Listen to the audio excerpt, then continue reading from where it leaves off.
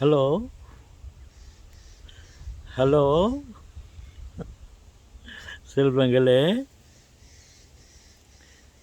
என் உடன்பிறப்புகளே, காலை வணக்கம். எஸ், மாலையில் உங்களை சந்திக்கும் பொழுது உங்களுக்கு மாலை வணக்கம் என்று சொல்வேன். இப்பொழுது காலை வணக்கம்.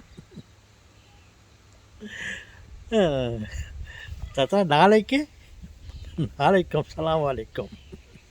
நாளைக்கும் ஓகே.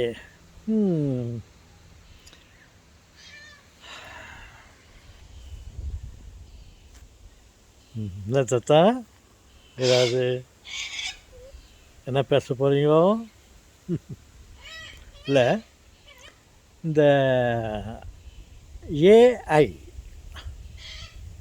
ஆர்டிஃபிஷியல் இன்டெலிஜென்ஸு, அதுக்கு ரொம்ப தைரியம்.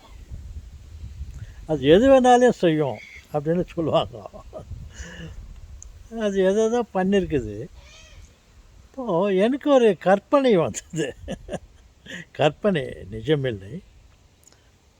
என்னென்னா பாருங்க, இந்த பாவ சங்கீர்த்தனம், பாவ மன்னிப்பு.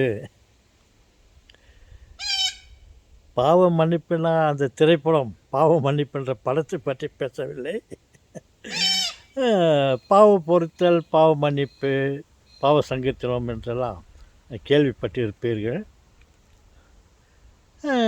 குறிப்பாக இந்த சனிக்கிழமையில் பாவ சங்கீர்த்தனம் கேட்கப்படும்.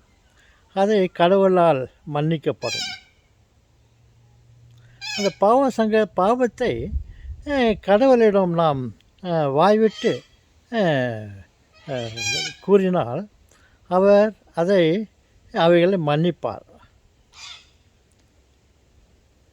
கடவுள் எங்கே இருக்கிறாரு? அவர்கிட்ட எப்படி சொல்கிறதுன்னா, இந்த ஒரு குருவானவர் அந்த பொறுப்பை கொடுத்திருக்கிறார்கள். அந்த குருவானவர் நாம் சொல்லும் பாவங்களை கேட்டு, ஓகே, உங்கள் பாவங்களை மறுபடியும் இந்த மாதிரி பாவங்களை, தவறுகளை செய்யாதீர்கள், ஓகே, கடவுள் பெயரால் உங்களை நான் மன்னிக்கிறேன், உங்கள் பாவங்கள் மன்னிக்கப்படும் அவர் குருவானவர் சொல்லுவார். அப்புறம் நம்ம ரொம்ப தெளிவாக நம்ம தப்பெல்லாம், குற்றத்தெல்லாம் சொல்லிட்டோம், இப்போ நம்ம ஃப்ரெஷ் ஆகிட்டு வருவாங்க. அப்படின்னு இருக்கும்போது ஒரு சனிக்கிழமை ஒரு கோயிலில் அந்த ஃபாதரு அன்னைக்கு ஆப்சண்ட், ஏதோ உடல் நலம் இல்லாமல் அவர் வரல.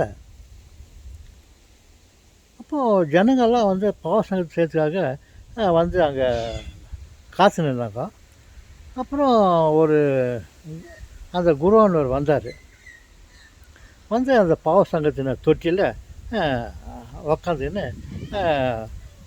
வரவங்க கிட்டலாம் பாவத்தை கேட்டு அவங்கள மன்னிக்கிற சொல்லிவிட்டு அவரை மன்னிச்சுக்கிட்டார்.